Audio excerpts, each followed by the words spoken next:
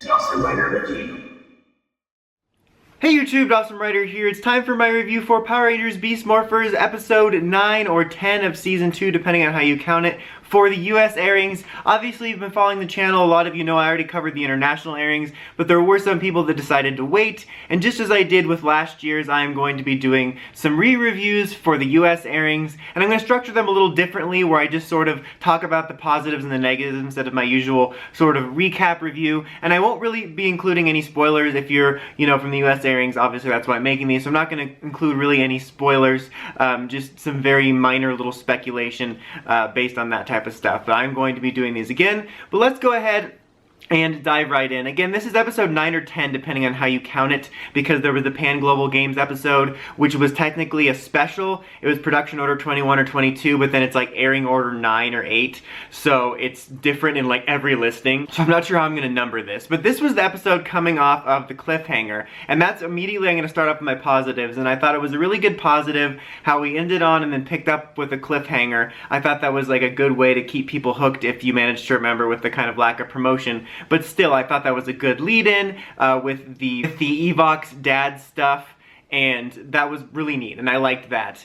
And I was a little bit surprised about how quickly it moved, but I liked that we immediately tackled that, and there was some really good stuff within that for the whole episode, especially with Devin, obviously. And that leads into Dr. K. Dr. K unexpectedly showed up in this episode. Like, this isn't a spoiler, but we knew even before the international airings that Dr. K was going to appear at some point in this season. We didn't know how, we didn't know when, we didn't know for how long, but this was a huge surprise at how early she showed up in the season for this storyline. It was a nice surprise. I liked everything about the way it happened. Like, Devin was like, Devin, go look at the Ranger data. No, but I like how they had Devin looking at all this Ranger history. I thought that was a cool little Easter egg. I liked that it established the Grid Battle Force, knew its Ranger history, which is not something that they often do with other Ranger teams, and it kind of established that the other dimensions communicate with each other.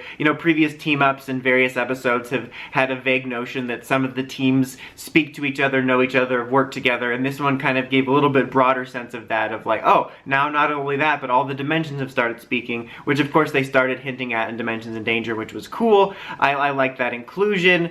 And then Dr. K being able to help him with a specific problem and tying it to a previous Ranger season problem, which was Dino Charge, was kind of cool. I do have a nitpick about that, which I'm going to save to talk about at the end, but that was still really cool. And then you have the Ranger Vault with all of the different Ranger tech and stuff like that, and I'll probably link to it somewhere in here, but if you missed it because you were trying to avoid spoilers or something, I did do a breakdown of all of the different weapons and morphers and stuff in there. But that was a really cool surprise too, just to see all that. Again, this was all really surprising and refreshing in a way, because they've done such a poor job at acknowledging their shared universe or multiverse, and this was really cool to see. There's obviously some questions it brings up of, like how and why they got certain things, especially SPD. There was a lot of questions about that, and also, got to pit myself out again, I did a video wondering if maybe SPD may be in a different dimension now, since we're getting closer and closer to SPD's future and we have no signs of it. And not only that, like, it's not like in 2025 everything hit, but aliens were living on Earth during Z's flashback, so we should already be there. But setting that aside, assuming it's still in the future, I don't think it's that confusing, considering we had previous seasons like Time Force where Wes and Eric were allowed to keep Year 3000 Morpher tech and tech to communicate. They communicated with the future. So given the amount of times SPD has crossed into the past, I don't see it as a stretch that they would somehow have their hands on SPD tech, or maybe be even communication with SPD. That would be weird to communicate with like 5 years in the future or less. It's like, hi Austin from 5 minutes from now. So I don't know, I don't think that's that much of a stretch. And then obviously there's other morphers and stuff that you think, well, why did they get it? That was destroyed. Again, I'm never one to let people go when it's like something really confusing that really needs an explanation. But in this, I feel that you can kind of, reasonably come up with an explanation on your own until maybe a better one is given down the road in a comic or something. But for the most part, it's just, I assume that since they all talk, they shared their tech, or they recreated it or something. It's not that big of a deal. I think there's far bigger continuity questions that have been called into question that actually need an explanation. I think this was cool and fun, and you can pretty easily, using basic logic and human intelligence, figure out how they got it. But it was a cool bit. I like that they did that. Some people brought up as the season went on that they wish this would have been introduced earlier because it kind of came out of nowhere. Because outside of the fact that they knew about like Rita and stuff, it did kind of come out of nowhere, and I was thinking, what are you talking about? It was the beginning of the season. And then I remembered this was the beginning of a half season. So I do kind of wish it was set up a little bit more considering the role it's going to be playing, but that's ultimately kind of a nitpick, and it was ultimately something pretty cool, I thought. Something else I liked is there was the really cool bit when they had the plan with the morph-x truck. I thought it made the Rangers seem pretty smart. It was like one of those moments where you didn't know exactly who had the upper hand in that plan, and I liked that the Rangers seemed a little bit smart in that moment. And then obviously when they got the machine working to fix Mayor Daniels, they used the stuff from Dino Charge, which was a cool connection. I liked that it was connected to Dino Charge because it's gonna be, you know, we know the Dino team-up's happening, even if you didn't know, spoilers, but we know that's happening. More recent fans might remember it more than other seasons, which makes sense. It was just cool to use it and have Dr. K talk about it because it kind of shows they've all been communicating, and so I did like that, and there were some nice moments throughout it. The episode also highlighting Devin's connection with his dad, and a nice moment at the end, which I liked.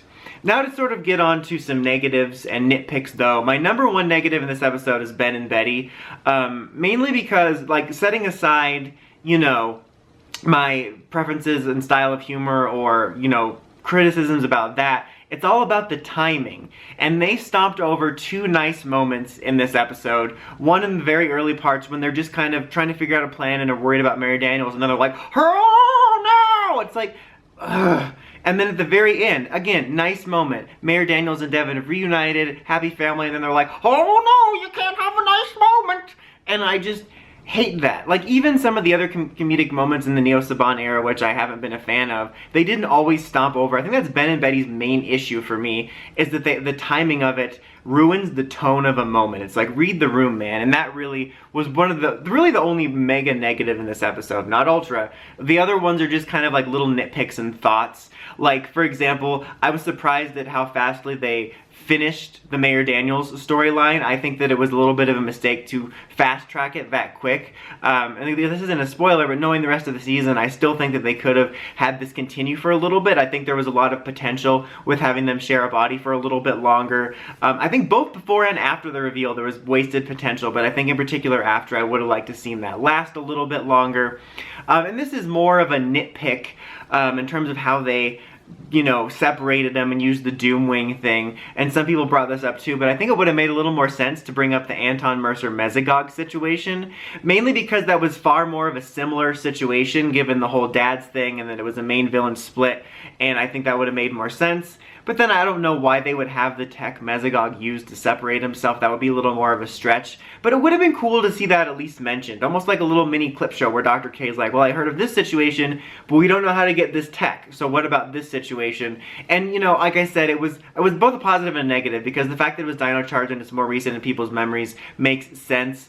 But there's also going to be some Dino Thunder soulless suits in the team up, so they could have brought that up. And I think that would have been a cool opportunity just to bring that up, you know.